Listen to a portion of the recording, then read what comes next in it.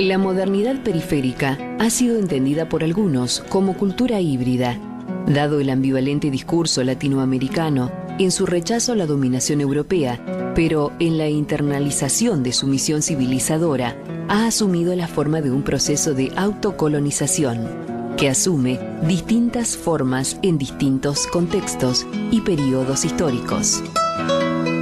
Una mirada austral pretende ser una visión alternativa desde la mal llamada periferia para abordar la globalización con ojos mejores para ver la patria.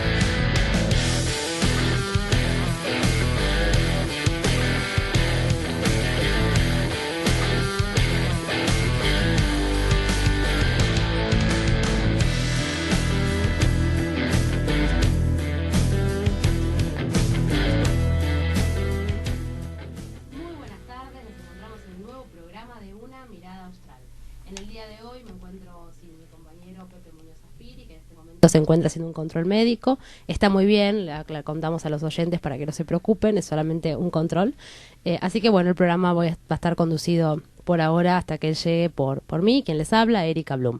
En esta ocasión contamos con la presencia también teníamos dos invitados, a Alexander Dementiev y a Aglaya Nikolorova. Aglaya está enferma también, son tiempos de gripes y de pestes, pese al COVID. Ahora empezamos con la gripe A y así. Así que bueno, vamos a hacer este programa con Alexander, a quien le damos la bienvenida, este joven historiador ruso, con quien conversaremos de diferentes temas. Bienvenido, Alexander. Bueno, muchas gracias. Gracias, Erika. Bueno, en primer lugar quería contarles a los oyentes que Alexander es quien ha ideado una plataforma de investigación y de comunicación y formación histórica de la cultura rusa. Desde hace algunos años lo lleva junto con su esposa Aglaya y han formado en la cultura rusa a estudiantes de diferentes partes del mundo.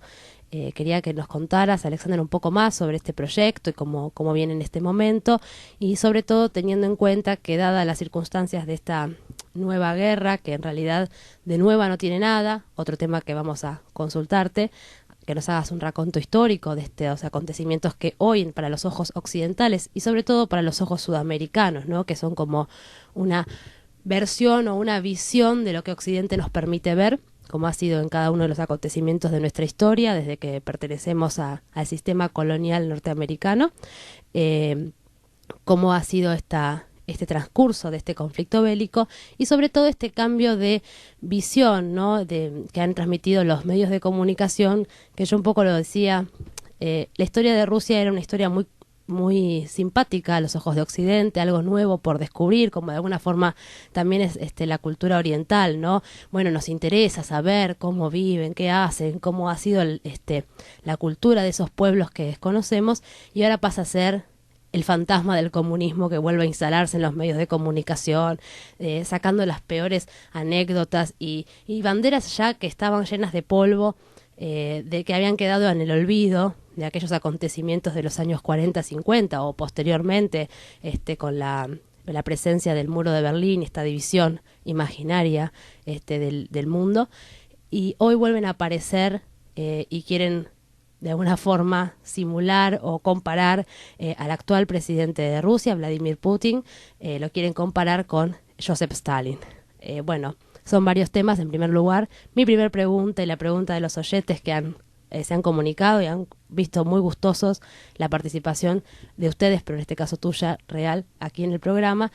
¿Cómo es el proyecto de ustedes? ¿Cómo vienen trabajando la difusión y la formación en la cultura rusa?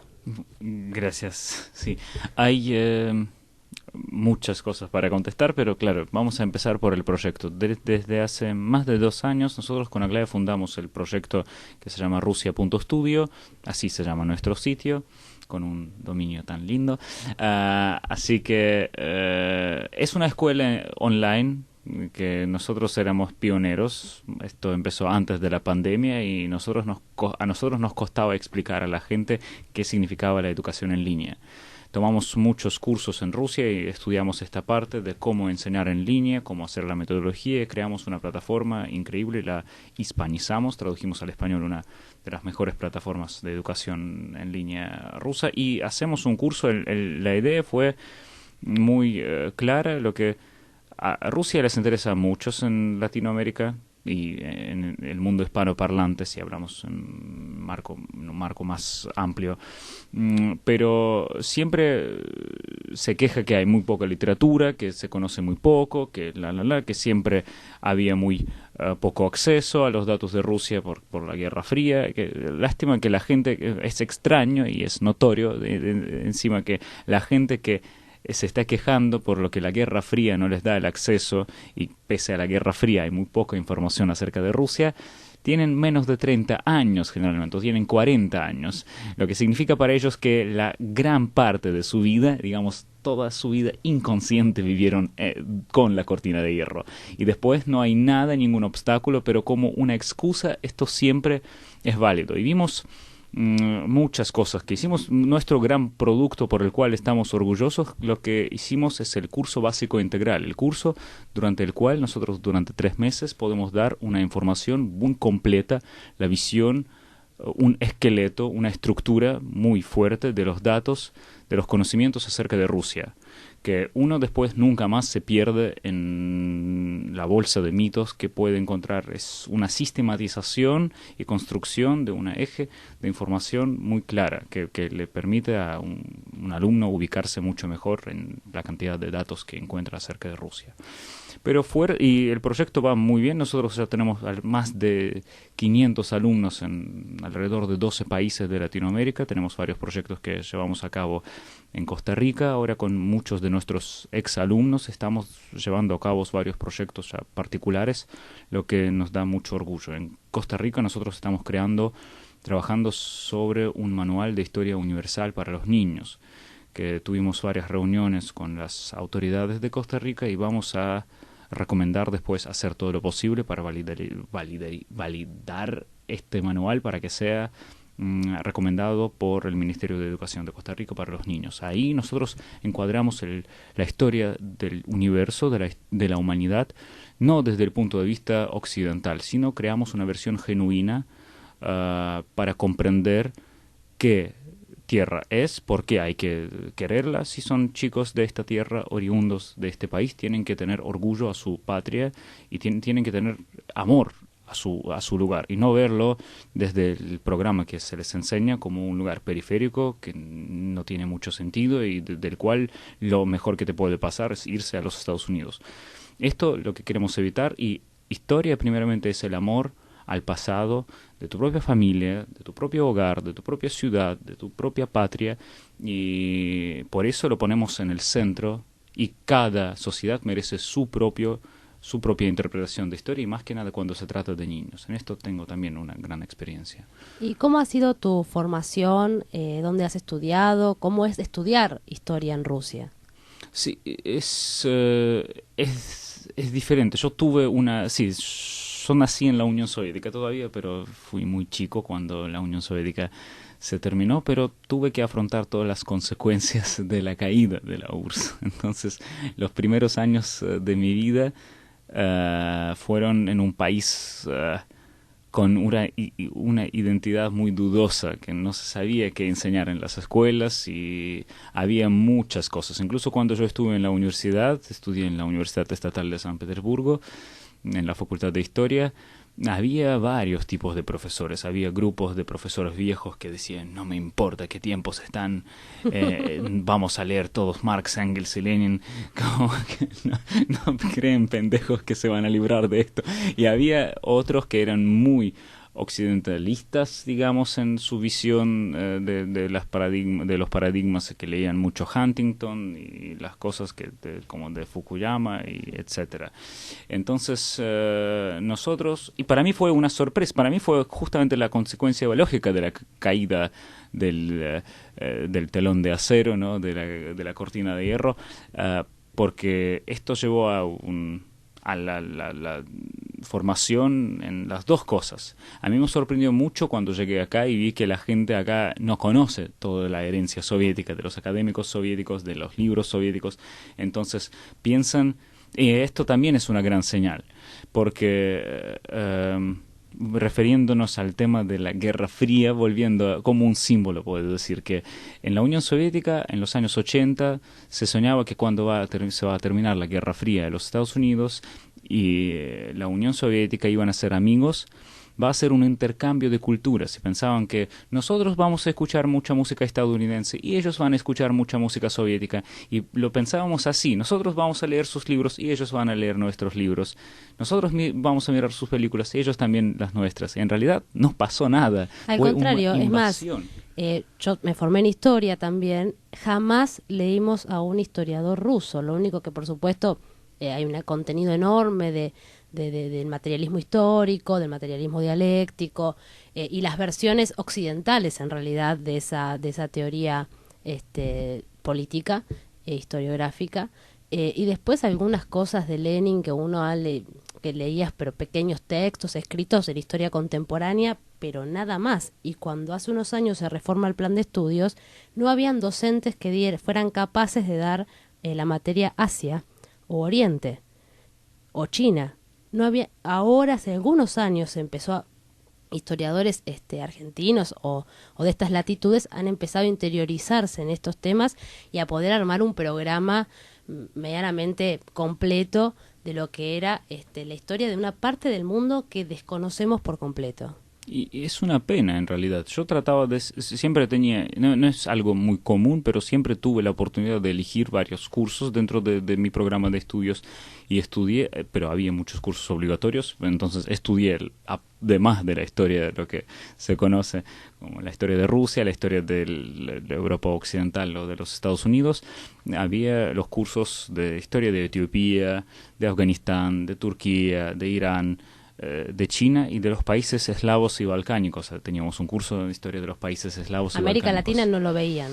No, es una gran pena. De América Latina se estudia mucho Bolívar y todo en el contexto de las guerras de las independencias latinoamericanas, que empieza por Haití y luego por los Estados Unidos y toda América del Sur y México y Centroamérica, ¿no? Pero generalmente no se hace mucho hincapié, y esto sí es una región, es una pieza faltante quizás, pero el resto hay muchas cosas que faltan en realidad, pero dentro de todo es una visión mucho más objetiva con respecto a la formación, que por lo menos se entiende que este lugar existe y se entiende con qué reglas se rige en este momento, porque se ve y se estudia, por ejemplo, dentro del contexto de las guerras napoleónicas, que todo esto, lo que estaba pasando en las independencias. Luego, de vez en cuando sí aparece Latinoamérica, pero no está muy presente, pero tampoco está ausente. Esto es el tema, que es importante considerar, que todo es imposible, son más de 200 países en el mundo, entonces es muy difícil de prestar atención a todo, pero las regiones sí existen. Pero con respecto a la formación, no fue lo más importante, de hecho.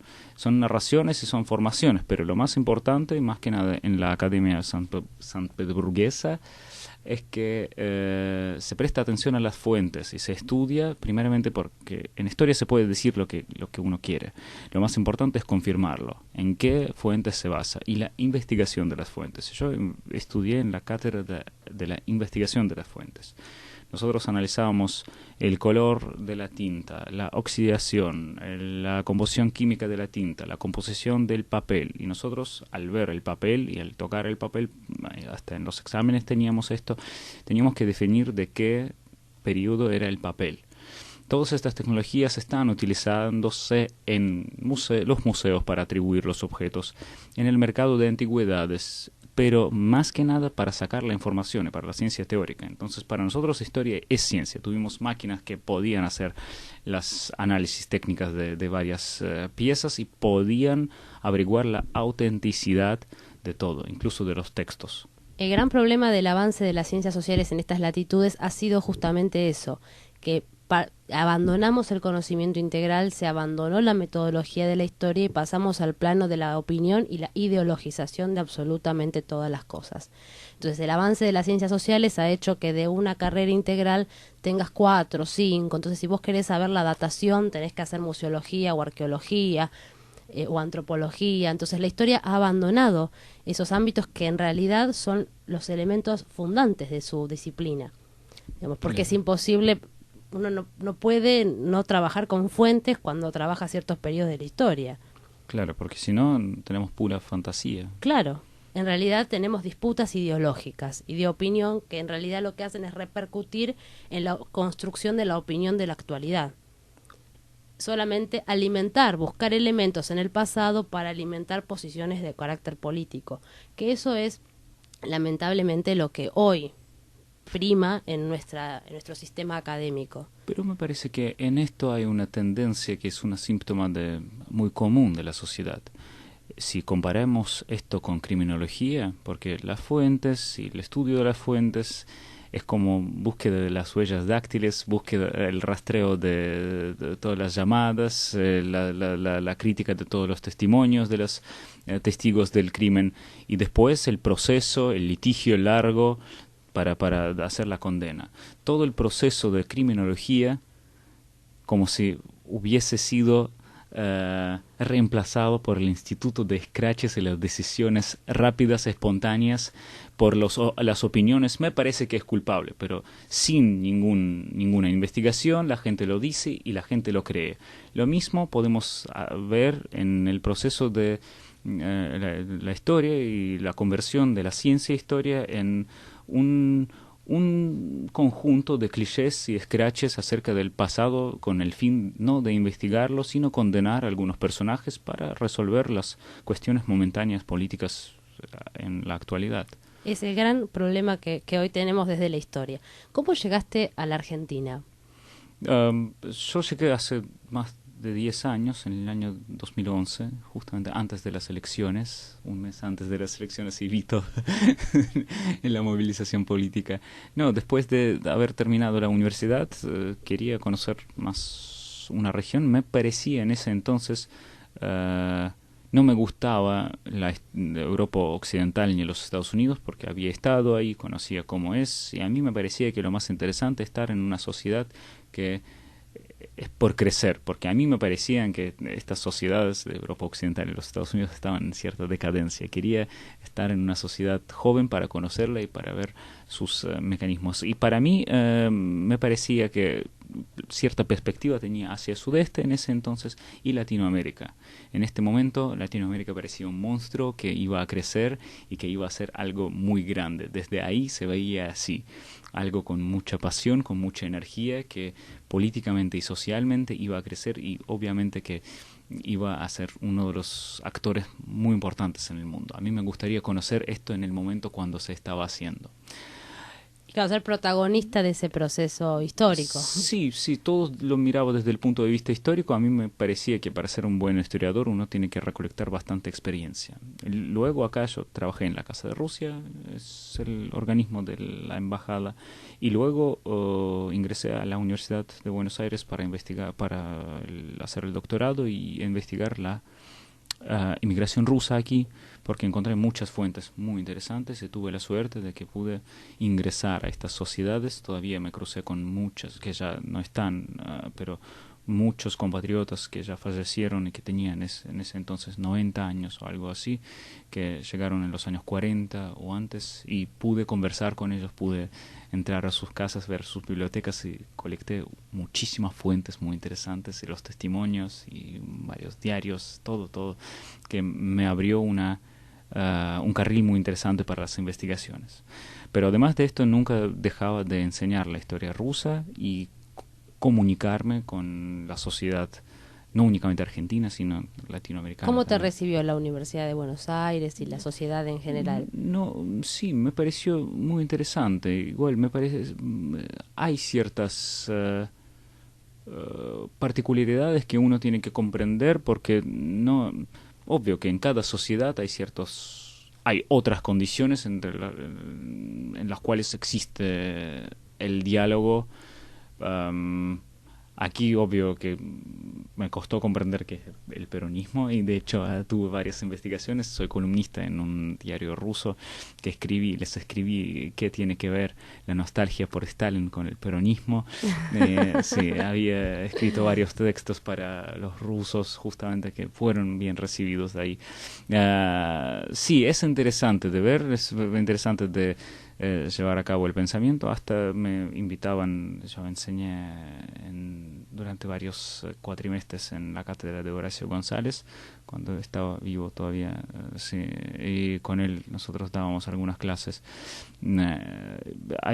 Y sí, leíamos sus obras. Era interesante, en realidad me pareció muy amable e interesante. Sí, además Horacio, de ser un gran, sí, una persona muy formada, un gran intelectual del peronismo, un hombre muy apasionado por la literatura, y yo creo que la historia, para conocer un pueblo, no hay mejor camino, vehículo inicial que la literatura. Sí, es así. Es como Karl Čapek que escribió tenía un relato acerca de un director de orquesta que cada vez cuando llegaba con gira a alguna ciudad necesitaba ir al agua, necesitaba ir al río para escuchar el ruido de este río y él comprendía enseguida toda la ciudad, como comprendía el alma de la ciudad. Claro, digo, vos me decís Argentina, yo te digo Leel Martín Fierro, porque ahí está la esencia, la génesis, no solamente, digamos, de nuestros patrones culturales, de nuestra visión, que de alguna manera es como nuestro pequeño corpus cultural, donde se refleja los valores que nuestro pueblo, pese a todo este sincretismo, ¿no? Porque creo que lo interesante que tiene nuestra cultura es que es abierta y es cambiante en función de que tiene la apertura de recibir a otros pueblos sin ningún tipo de contradicción. Nosotros no tenemos problemas raciales en Argentina, no tenemos problemas étnicos entre pueblos, no se han desarrollado guerras civiles entre pueblos. Digamos, los únicos conflictos que hemos tenido en la región han sido más bien generados por intereses de carácter económico o político que por problemas entre pueblos. Y bueno, por supuesto que la Argentina hoy tiene un anclaje colonial británico en Malvinas que lo lleva, que fue en realidad la única guerra que hemos tenido en los últimos tiempos, ¿no? Sí, sí. Que es una guerra antiimperialista. Claro, para mí es un gran enigma porque Perón no los sacó, porque en el año 48, 47 Gran Bretaña era tan débil que se le podía sacar todo, no se aprovechó el momento. Se le sacaron los ferrocarriles, pero Malvinas tendrían que ser, esto fue la oportunidad más real de hacerlo con mínima sangre, con mínimo esfuerzo y obtener todo, volver a tener. No sé, es extraño porque sí, pasó con sí, la India, requiere con una Pakistán. larga charla en torno al tema. Últimamente justamente estoy pensando en esto. Y yendo a la segunda pregunta que planteaba al principio, para nosotros, desde una visión más común, ¿no? Digamos, desde el pensamiento, desde el sentido común, ¿no? De los que uno puede, de la información que uno le llega, ¿no? Cuando ve a simples rasgos, bueno, ¿qué es Rusia? Bueno, son el zarismo, que eran como príncipes que ocupaban territorios y que tenían mucho poder, que se compara con el feudalismo, algo que es un grave error, pero digamos en términos de pensamiento general. Después la Revolución Rusa, la Guerra Fría, el estalinismo, las supuestas masacres, muertes y todo el terror rojo que se instala, el muro de Berlín y después la nada misma. Hasta que ahora aparece un señor que parece que se quiere comer al mundo y a los chicos crudos y que quiere ocupar el territorio y refundar un imperio. Digo, ¿cómo es sobre todo esta parte de la historia que tenemos muy oscura, poco clara, de entre ese momento de la caída del muro de Berlín, la perestroika, todo este conflicto de una gran conflictividad y de una crisis social y económica muy fuerte para Rusia, y cómo es la aparición de Vladimir Putin en la política nacional rusa. Ok, veo cómo se puede... Bueno, primero que quiero aclarar que el muro de Berlín, la historia alrededor del muro de Berlín, es la historia no de Rusia, No, es es la de historia Occidente. de Alemania. Claro. Sí, es que es extraño que hay ciertas cosas que son extraordinariamente presentes en la conciencia, en lo imaginario de mucha gente que vive en el espacio hispanoparlante, porque nos vamos a confundir si vamos a utilizar el término Occidente o el término, no sé, Oriente, Occidente. Son términos muy confusos y que no significan en realidad nada de lo que comprendamos que tengamos en común. Es que este-oeste, esta división es bastante relativa, y lo que el Oriente, ¿qué es? El Oriente es Japón. Entonces, ¿por qué ahora, cuando el Occidente está en contra de Rusia, Japón está en contra de Rusia? Entonces, claro, apoya al Occidente. El Oriente también apoya al Occidente, pero el Oriente está pero con Rusia está el Oriente. Sí, el Occidente está contra Rusia y China está con Rusia, pero China está en contra de Japón. Entonces Japón está en contra del Occidente, pero Japón es un país occidental mientras es el más oriental. ¿Y dónde está en esta posición? Claro, Uruguay, son categorías geográficas, pero no políticas. No es oriental. Claro, son categorías geográficas de disposición espacial, pero no tienen que ver en absoluto con la geopolítica, con este escenario geopolítico que hoy está y en esto planteado. Vemos que hay ciertas manipulaciones. Cuando usamos la palabra Occidente, usamos la palabra Oriente, o etcétera, son un campo muy próspero para las manipulaciones. Pero voy a compartir algo de mi experiencia de enseñar en línea durante estos años. Durante muchas clases comuniqué con varias personas de muchos países, y que la gente de Guatemala, de Costa Rica, de Colombia, de España, de Chile, de Argentina, tienen su propio estereotipo acerca de Rusia. Cada uno, cuando habla de la Unión Soviética, dice cosas muy particulares de su propio lugar, lo que es extraño, que no hay un mito solo homogéneo acerca de la Unión Soviética, y que uno imagina una dictadura militar ahí, otro imagina otra cosa, uno imagina una represión, pero hay cosas que nosotros podemos decir que son promedias por la región o por un país que opina acerca de Rusia. Y es interesante, es muy notorio, porque vemos que la gente no opera y no quiere conocer Rusia de verdad. A mucha gente le gusta tener este fantasma. No sé cómo en psicología hay término de proyección, y muchas cosas que la gente contaba acerca de Rusia, imaginaban las cosas que querían o reprimir o proyectar de su propia historia a la historia rusa. Pero nunca lo ven como un actor soberano, propio, interesante, que nunca se ponen en los zapatos de los rusos y de los actores rusos que tenían que hacer estas cosas. Y otra cosa también en las clases, cuando tuvimos los alumnos que eran los más liberales, digamos, porque son todos adultos, el promedio de la edad de nuestros alumnos es entre 30 y 40 años, y muchos eran muy liberales y muy pro derechos humanos en todo el esplendor de estos derechos.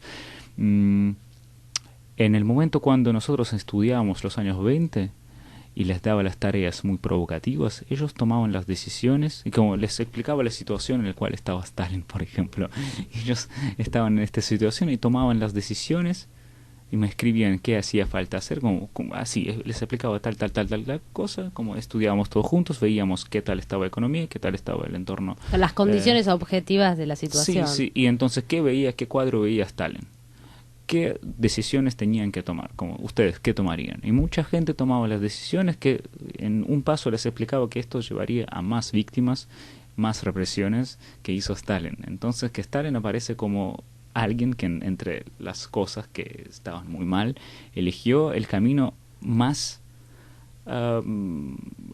prudente, más humanitario. Y la gente, esto fue una cosa muy importante, cuando ellos mismos tienen que tomar, solamente en papel, las decisiones muy importantes, ellos, los más liberales incluso, tienden a elegir las cosas mucho más sangrientas que el propio Stalin.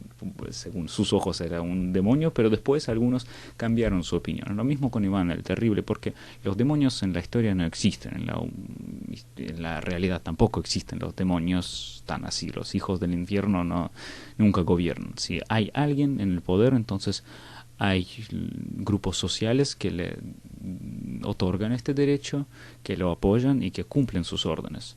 Ningún dictador loco no podría estar en el poder porque alguien tiene que cumplir sus órdenes. Entonces, por lo menos tiene un grupo bastante amplio de apoyo en la sociedad. No funciona así cuando uno...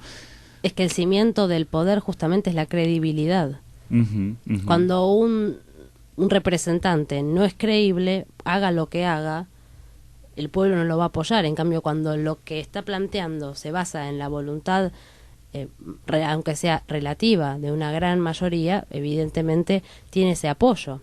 Digo, es lo que nos pasa cuando vemos las imágenes de la Segunda Guerra Mundial, que es justamente el momento donde es posible observar y documentar esta idea de la sociedad de masas, ¿no? La idea de los pueblos movilizándose y comprometiéndose con una causa nacional. Desde luego, desde una visión occidental, totalizadora, imperial, digamos, de intenciones de expansión y demás, pero observamos que hay un pueblo que apoya, hay un pueblo que se organiza y que está dispuesto a dar su vida, que es lo más importante que tiene, en pos de la causa común. Entonces, eso es válido.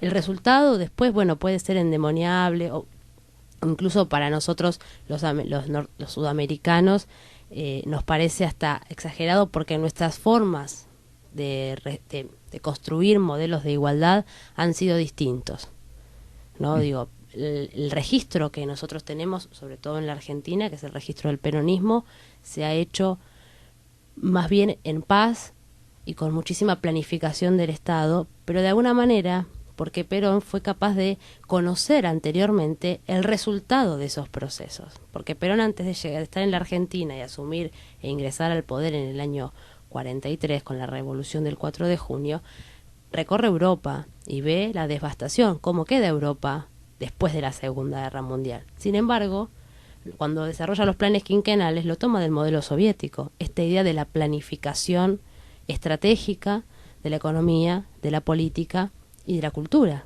y de la sociedad. Esta idea de los estados planificadores.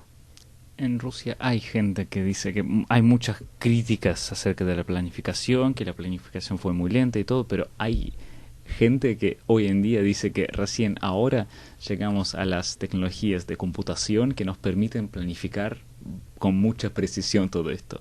Porque antes todo esto lo hacían sin computadoras, los planes quinquenales y toda la planificación. Pero además imagínate si es un desastre censar al pueblo argentino que tiene 40 millones de habitantes, lo que debe hacer un censo en Rusia y hacer un censo en la Unión Soviética, por ejemplo, donde incluías pueblos que tenían incluso otras idiosincrasias, otras formas de vida. Digo, ¿no? ¿Cómo era la dificultad que era para esos hombres planificar o desarrollar una política integral en una realidad tan amplia? Sí. En el momento de la caída de la URSS, la Unión Soviética contaba con 220 millones de habitantes hace 30 años. Sí, ¿Y cuántos murieron en la Segunda Guerra Mundial? O sea, antes de eso. 27 millones, pero en ese momento, cuando la Unión Soviética entra a la guerra, alrededor de 160 millones de habitantes tenía el país. Igual son pérdidas, son bajas demográficas, entonces se calcula esto también como cuando nosotros no son víctimas únicamente de armas, de balas, de todo, de bombardeos. Por ejemplo, siempre hay categorías de riesgo, por ejemplo, que necesitan asistencia médica, si no van a morir, por ejemplo, que necesitan una medicación adicional.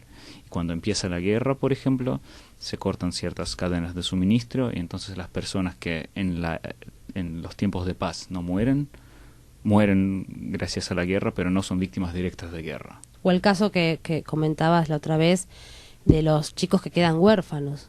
y que el Estado tiene que asistirlos. Y, bueno, me imagino que en esos casos habrán muerto muchísimos producto de esta desidia, de este abandono, de esta pérdida. Claro, sí, es un problema muy grave después de las guerras, pero durante las guerras, hablando de baja de población, que el índice de mortalidad durante la guerra sube, y también la gente suele no planificar familias y no suele planificar, y entonces la natalidad baja también por la cuestión de que la gente no piensa tener hijos en este tiempo generalmente. Y vos estuviste viviendo unos años acá y luego se casaron con Aglaya y volvieron a Rusia. Y sí, casualmente los agarra la guerra acá viniendo de visita familiar. Sí, nosotros llegamos en diciembre pensando que en marzo íbamos a volver. Claro, sí. Y ahora está un poco complicado.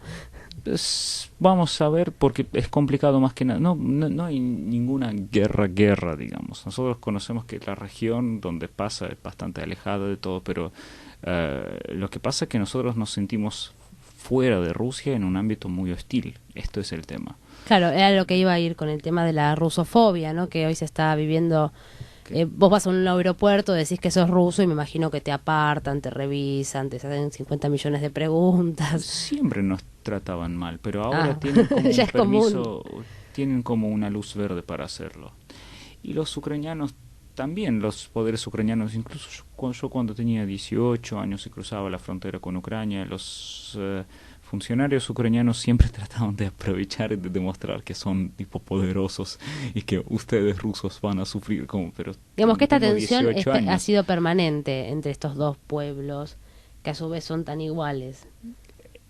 Leí un gran artículo también hablando de psicología y psicoanálisis.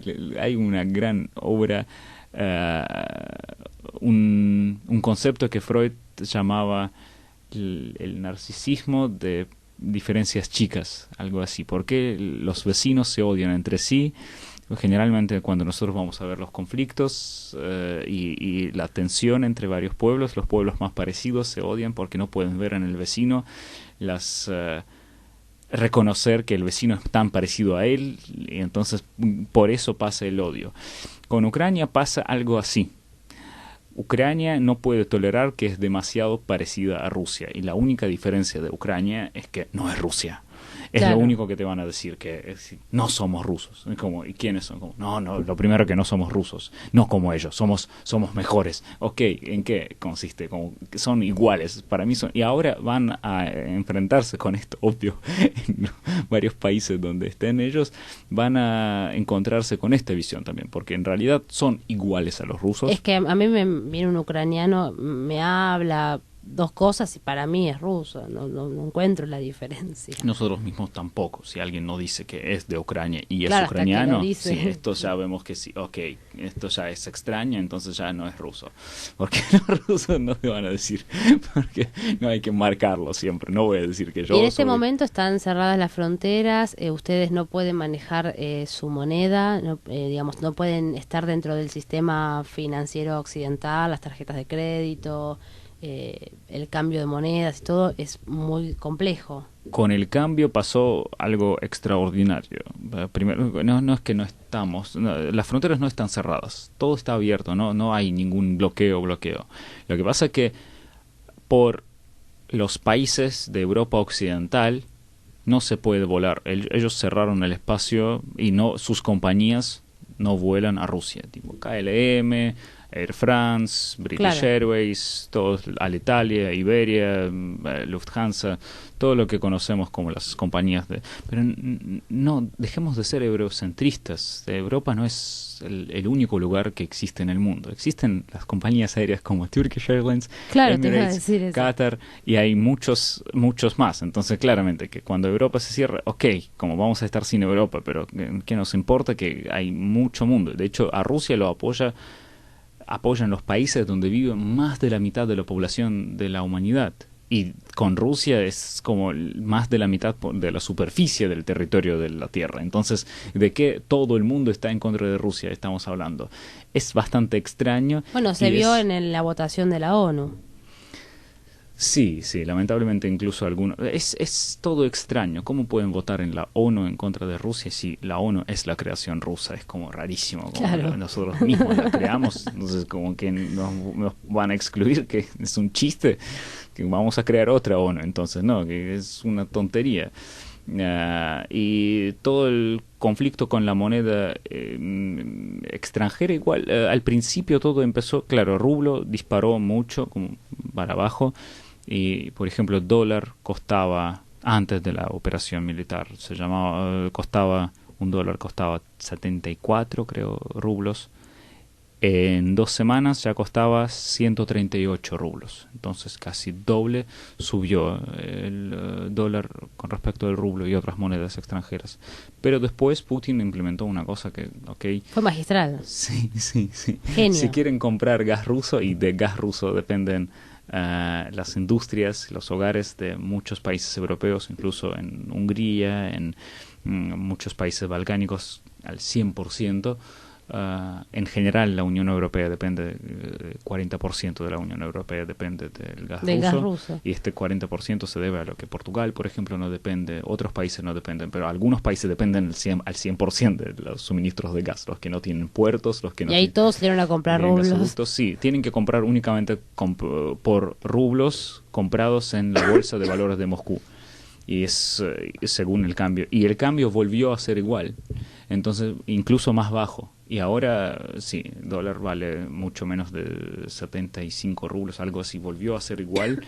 En un mes todo esto fue realizado. Después, antes de esto, sí, fue adelantando en su baja el peso. Pero volvió a ser estable y está bien.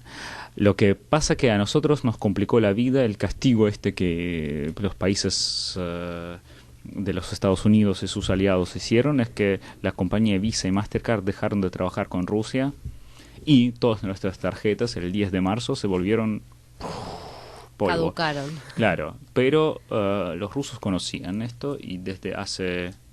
pensaban, porque nos iban amenazando desde el año 2014 en que iba a pasar, y hay que ser un tonto, si te amenazan, no hacer ninguna medida de preventiva protegerse. al menos, claro. Y entonces desde el año 2014 hicieron en Rusia, elaboraron, desarrollaron e implementaron un sistema MIR, que son tarjetas tal cual como Visa, Mastercard, pero nuestro propio sistema, que tiene un logo verde, y lo repartieron hicieron posible que cada ciudadano ya tenía estas cosas. Nosotros con Aglaé también tenemos MIR. Entonces dentro de Rusia no hay ningún problema y ya hay más de 18 países que aceptan MIR, con los cuales hay acuerdos, y hay un acuerdo con UnionPay y hay 180 países que apoyan estas cosas. Entonces sí, fue un golpe, pero no fue un golpe mortal. Y siempre no hay ninguna medida que podría hacer el Occidente contra Rusia que no podría ser resistida.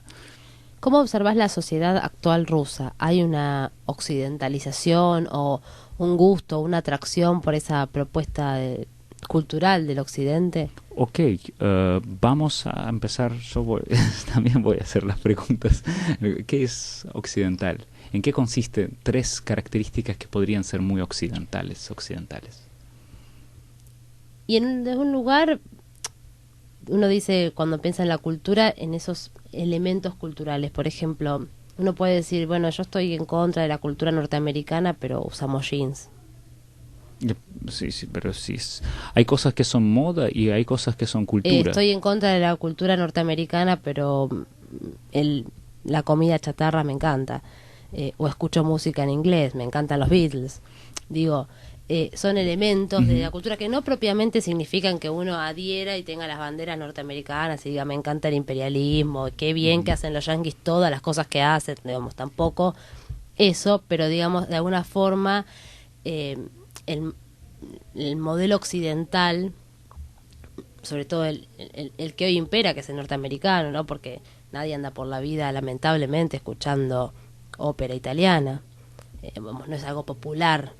No lo pone en la radio y está la ópera italiana, pero pone en la radio y hay música en inglés. Va a comer y la oferta de papas fritas, hamburguesas, está. Vas a comprar ropa y ves ropa que, digamos, de los tradicionales vaqueros que armaron Estados Unidos. digo, en esas cuestiones, ¿no? En términos de elección, esta visión de pensar en pertenecer al mundo libre, creyendo que el mundo libre es la solución a los problemas de las personas, o este excesivo individualismo. Yo creo que hoy habría que ver si, lo que mi pregunta está orientada a si hoy la sociedad rusa está dispuesta a verse más involucrada en un colectivismo o en una visión más comunitaria como se proponía hace 60, 70 años. Es una ilusión. Hace 70 y 60 años no hubo ninguna visión comunitaria tan fuerte como se imagina. Es también una proyección. Es algo que nosotros queremos ver en el otro que no pudimos lograr en nosotros. Claro, es pero, una digamos, nosotros lo conocimos construcción. o lo estudiamos a ese proceso como el colectivismo forzoso. Claro, nosotros no No, comprendemos esta idea que, de la NEP y todo eso. por ejemplo, podríamos imaginar las criadas o autos personales en la época de Stalin. La gente en el occidente, supuesto, no lo puede imaginar, pero el instituto de criadas de casa fue muy común en los años 30, que se les pagaban los sueldos. Sí, fueron oficialmente empleadas, había autos personales para la gente que lo merecía. El sistema de repartición fue diferente. Incluso había muchos lujos, había industria de lujo, había los resortes de lujo, siempre en la Unión Soviética. Hubo millonarios en la Unión Soviética. En los años 20, durante Stalin, incluso había bancos privados soviéticos, que uno no puede imaginar, porque uno piensa que la época soviética, desde el año 1917 hasta el año 1991, fue algo como el Bizancio. La gente suele imaginar Bizancio como 1000 años de lo mismo, de todo lo mismo, que la gente casi congelada, con mosaicos dorados, y que siempre con mucha solemnidad tomando el vino y haciendo las cosas religiosas de la solemnidad y lujo excéntrico.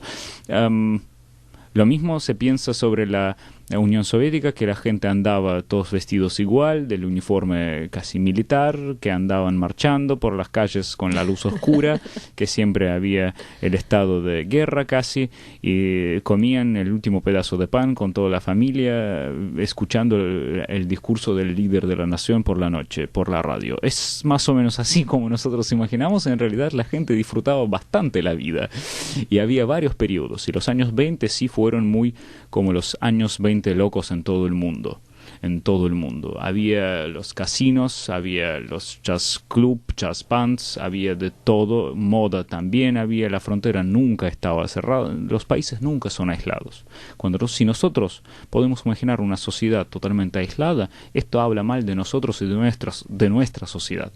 Hay una pregunta que creo que a la audiencia le va a interesar, que es la cuestión de la ideología de género que Vladimir Putin tanto combate, de alguna manera, las cosas que al menos podemos escuchar, las traducciones de sus testimonios y declaraciones respecto a algo que ha llegado a Occidente o a Europa sobre todo, porque hay que centrarlo bien donde está el epicentro de esta ideología, y que de alguna forma ha sido... vemos los resultados ahora de la baja de natalidad, el hedonismo, la idea de este síndrome de Peter Pan, de vivir siempre siendo jóvenes y siempre de fiesta y pasándola bien, y este abandono del sentido de trascendencia en cuanto a la formación de la familia. Estas declaraciones son tan así? ¿Cómo las acepta o las toma o las incorpora el pueblo ruso? Esto depende también mucho, pero en general en Rusia, si hablamos de las mayorías de la sociedad rusa, se toma muy bien el papel más tradicional, digamos, de los valores de la familia, pero esto es lo que hoy en día se llama la familia tradicional. Hace 100 años se llamaba la familia moderna. La familia tradicional es cuando yo sé por qué mi primo, tío, abuelo tenían que vengar a los vecinos de la ciudad de al lado y por qué a mi ancestro mataron en el siglo XVIII y voy a hacer una venganza. Las familias italianas clásicas, caricaturescas que nosotros podemos imaginar, Montecos y Capuletos, es la familia tradicional. Cuando yo ni sé cómo se llama mi primo segundo de otra generación, esto no es familia tradicional. Entonces, cuando nosotros hablamos hoy en día llamando a la familia tradicional, estamos hablando de la familia nuclear, que no tiene más de 100 años en general en sus mayorías. Pero claro, los valores, estos valores de la familia compuesta por los integrantes de dos géneros opuestos, con hijos, es el modelo en el cual nos gusta vivir y que nosotros no queremos, que la sociedad está dispuesta a aceptar las desviaciones, pero no está dispuesta de decir que es normal. Una cosa es aceptar que, obvio que en Rusia hay gays, hay travestis, incluso hay drag shows, la gente tampoco puede imaginarlo, pero sí existen y no están haciéndose de manera clandestina en subsuelos, sino que sí hay. Claro, no es que son brutalmente reprimidos. Claro, hay shows de travestis que los meten en un manicomio para sacarles Es extraño, si uno puede, otra vez, si uno puede imaginar una sociedad donde de verdad esto se hace, esto habla mal de la sociedad donde uno lo puede imaginar. Claro. No habla mal de Rusia, porque en Rusia esto no pasa. En Rusia hay todo y todo tiene su espacio en realidad. Pero hay cosas, y por ejemplo todo este escándalo que se piensa que Vladimir Putin es muy homofóbico. Quizás personalmente tal vez es homofóbico, pero ¿qué tiene que ver su posición con la voluntad del pueblo y lo que está haciendo? El escándalo que pasó hace unos años cuando hubo una ley que prohibía los homosexuales, no prohibía los homosexuales en Rusia, prohibía la propaganda homosexual. Y tenemos que siempre ver en qué contexto aparece esta noticia.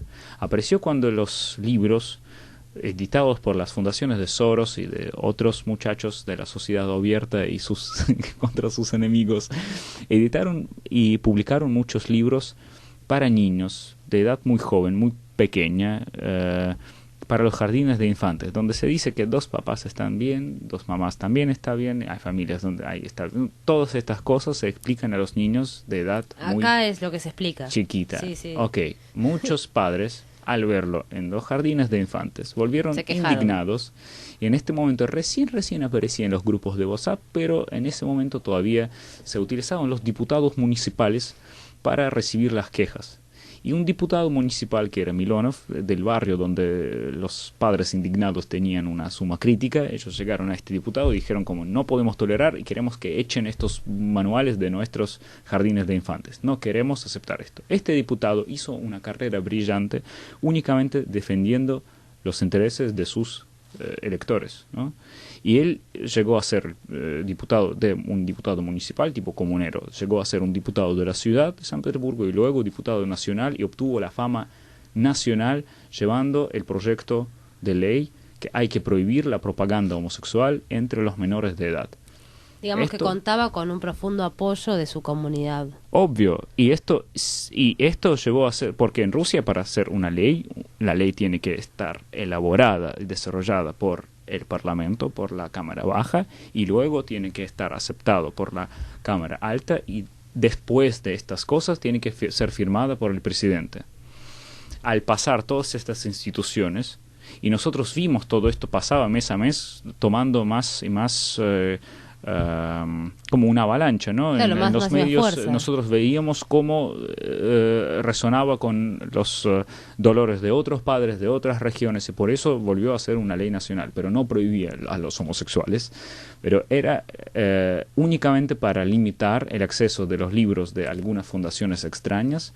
Claro, que de alguna manera también era una disputa de sentido, ¿no? En el plano de lo ideológico, de este avance imperialista sobre... Pero, ¿qué es si no es la democracia? Si nosotros defendemos la democracia y la voluntad popular, ¿qué es si no esto?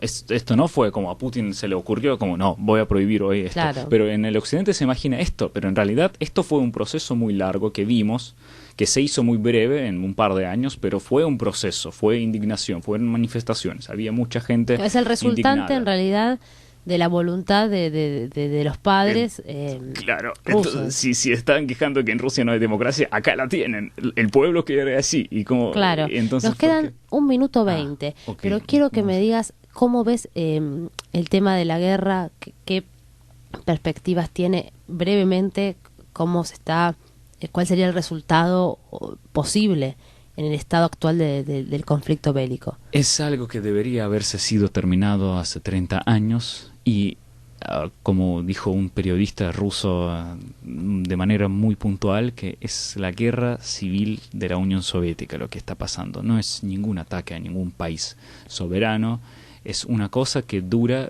varios conflictos que ahora sangran y que hoy en día, por ejemplo, empezó un conflicto entre Kirguistán y Tayikistán. Sé que en las noticias no figura, pero ya hay mucha gente evacuada de esta región. Porque O sea que están saltando nuevos focos de conflicto que en realidad es producto de eso. El principio es lo que no se ha resuelto de la sí, caída de la las Unión decisiones Soviética. rápidas por un puñado de personas que querían obtener el poder, como Yeltsin, como Kravchuk, como Shushkevich, que querían ser presidentes de algo sin contar con la voluntad del pueblo, y la voluntad del pueblo. En el referéndum del año 91, más del 70% de la población de la URSS votaron por mantener la Unión Soviética.